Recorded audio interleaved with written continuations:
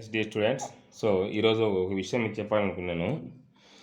ముందు సమాజం ఎలా ఉందో మీరు తెలుసుకోండి, ఓకేనా? సమాజ శాస్త్రం గురించి మళ్ళీ చదవచ్చు, ఇబ్బంది ఏం లేదు. నేను నోటిఫికేషన్ ఎప్పుడు పడుతుందనే కానీ రికార్డింగ్ ఇదంతా మీరు కావాలి కింద వీడియోస్ చూసుకోండి. ఎగ్జామ్ పోస్ట్ పోన్ కాదనేంత వరకు మిమ్మల్ని జెన్యూన్గా కాపాడుకుంటూ వచ్చాను. ఎందుకు? మిస్లీడ్ కావద్దు, ఓకేనా? కానీ తీరా ఎగ్జామ్ 10 రోజులు ఉందనంగా ఈ సోషల్ మీడియాలో, టెలిగ్రామ్ గ్రూపులలో, నేను మళ్ళీ చెప్తున్నాను, ఎవరిని ఉద్దేశించి మాట్లాడలేదు, నా ఒపీనియన్ చెప్తున్నాను. కొంతమంది పోస్ట్ పోన్ అయిపోయిందని చెప్పేసి సంబరాలు చేసుకోండి, పోస్ట్ పోన్ అయిపోయిందని చెప్పేసి వీడియో చేశారు. దానివల్ల ఏమైందంటే చాలా కాల్స్, దయచేసి ఎవరు కాల్స్ చేయొద్దమ్మా. నాకు ఇన్ని మార్కులు వచ్చాయి సార్, నాకు జాబ్ రాలేదంటే నేనేం చేస్తాను? జాబ్ రాకపోతే చదవాల్సింది మీరు, ఓకేనా? నేను అందుకే మన ఏపీ హిస్టరీలో ఇప్పుడు నేను నా ఏపీ హిస్టరీలో 75కు 71 వచ్చినాయని చెప్పాను అనుకోండి, ఎవరైనా చెప్తారు అయ్యా అనుకోవచ్చు. అందుకే విత్ ప్రూఫ్తో పాటు చూపించాను, విత్ ప్రూఫ్తో పాటు, ఓకే? వీడియో కూడా కింద ఉన్నాయి కదా, చూసుకోండి. ఇంకొక విషయం ఏంటంటే చాలామంది తెలియదు, సార్ క్లాసులు ఎక్కడ ఉంటాయి సార్ అని అడుగుతున్నారు. మీ కొత్తగా జాయిన్ అయిన వాళ్ళు మీరు కిందికి వెళ్ళారనుకోండి, మీ ఛానల్, ఇదే ఛానల్ కింద ప్రాచీన చరిత్ర నుంచి కుతుబ్ షాహీల వరకు కర్ణాటక యుద్ధాలు కూడా చెప్పాను. ప్రాచీన చరిత్ర నుంచి కుతుబ్ షాహీల అంటే ఏన్షియంట్ అండ్ మీడియల్ 2 కవరప్ చేశాను. మోడర్న్ నేను చెప్పలేదు. ఎందుకు చెప్పలేదు? వీడియోస్ మెటీరియల్ ఇచ్చాను కానీ క్లాస్ చెప్పలేదు. ఎందుకు చెప్పలేదంటే కొంతమంది మా స్టూడెంట్స్ మోడర్న్ ఆపేసేయండి సార్ అని చెప్పారు. ఎందుకంటే అందరూ వింటారు, ఆపేసేయండి సార్ అని చెప్పేసరికి నేను మోడర్న్ ఆపేసాను. ఓకే, మోడర్న్ నుంచి కూడా యాజ్ ఇట్ ఈస్గా తగిలాయి, ఒక 4 బిట్లు మిస్ అయ్యాయి. తప్పదు, ఏ బుక్ నుంచి అయినా 75 రావు, అది మీకు తెలుసు, ఓకే? క్లాసుల గురించి అడిగే వాళ్ళకి చెప్తున్నాను. ఇంకొకటి, దయచేసి ఇంగ్లీష్ మీడియం వాళ్ళు మాత్రం కాల్ చేయొద్దండి. ఇంగ్లీష్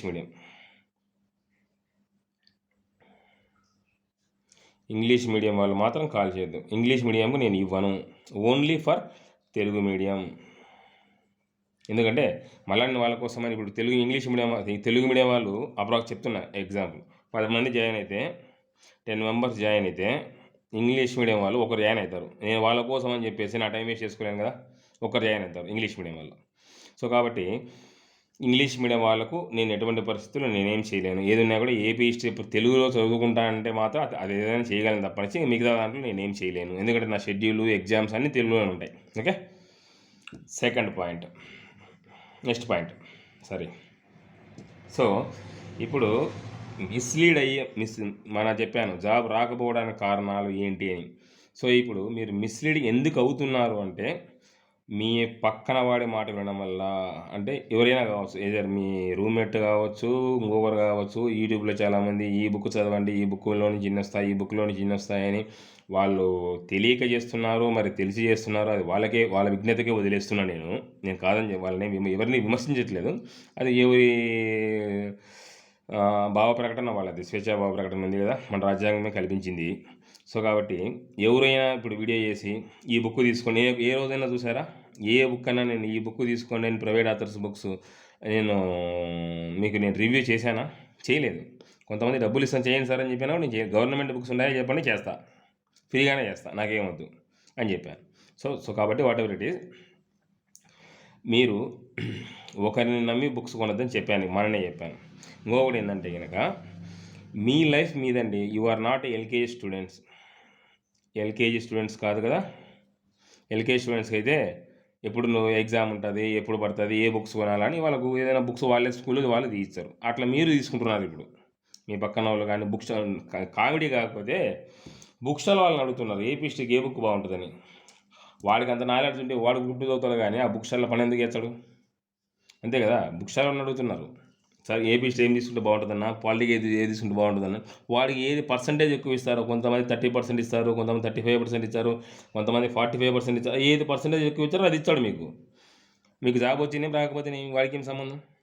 అంతే కదా. ఇప్పుడు ఎవరిని అడగాలో వాళ్ళని అడగాల, అంతే తప్పని చెప్పి బుక్ స్టాల్లో సేల్స్ మ్యాన్ అడిగితే పాపం ఆ పిల్లడికి ఏం తెలుస్తుంది? ఓకే, వాళ్ళు ఓనర్లు ఏది అమ్మతారో అది అమ్ముతారు అన్నమాట.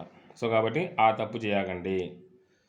ఇంకొకటి, నేను రీసెంట్గానే వెళ్తే కనుక ఒక అబ్బాయి BSL Hanumantharao sir update book కావాలి సార్ మాకని అని ఆ అబ్బాయిని అడుగుతున్నాను. ఆయనకి ఏం తెలుసు, బిఎస్ఎల్ హనుమంతరావు సార్ బుక్ తీయించాడు. ఇదేంది సుగమే ఉంది, మధ్యలో లేదే అని.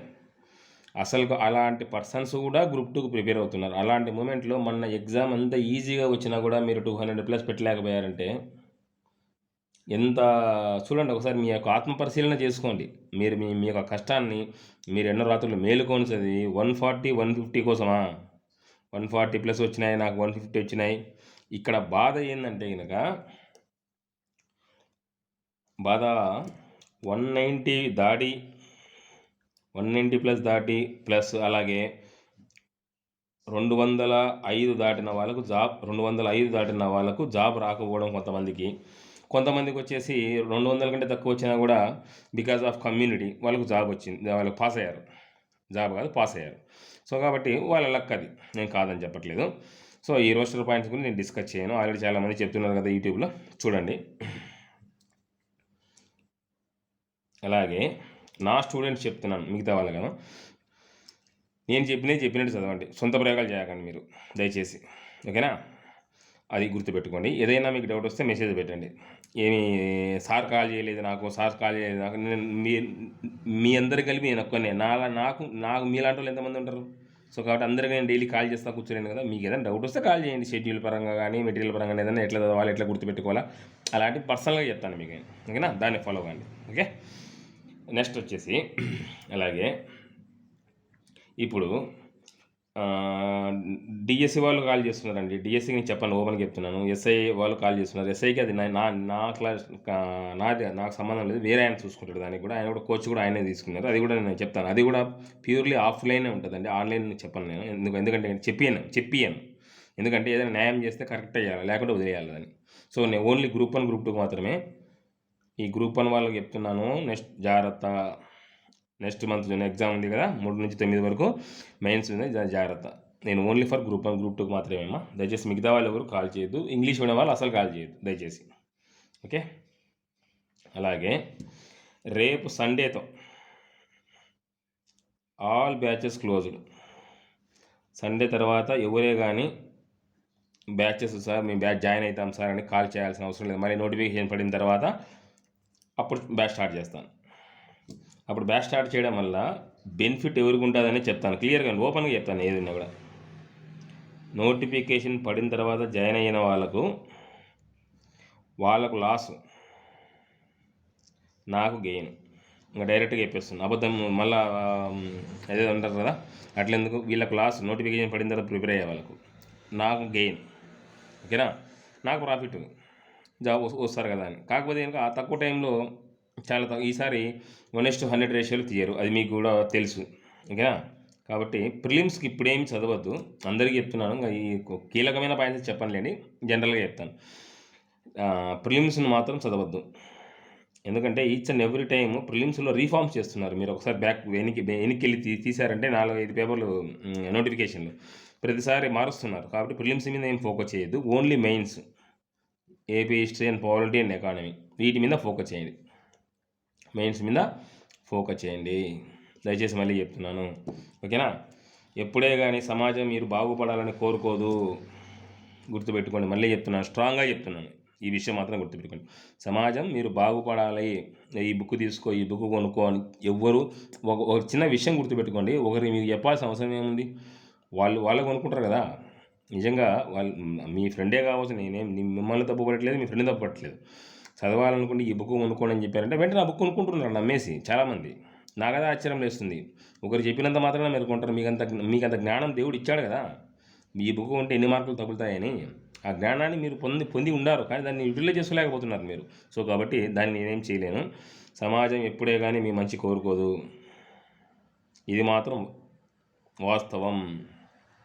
కోరుకుండేది ఎవరైనా ఉండారు అంటే కనుక ఆల్రెడీ ఎన్నో వీడియోలు చెప్పాను, మీ తల్లిదండ్రులు మీ గురువు మాత్రమే, ఓకేనా? మీరు ఏ ఎగ్జామ్ కన్నా ప్రిపేర్ అవుతున్నామని చెప్పేసి మీ ఫ్రెండ్స్కి కానీ మీ బంధువులకు కానీ, మెయిన్ బంధువులు, వీళ్ళు బంధువులు కాదు, రాబంధువులు,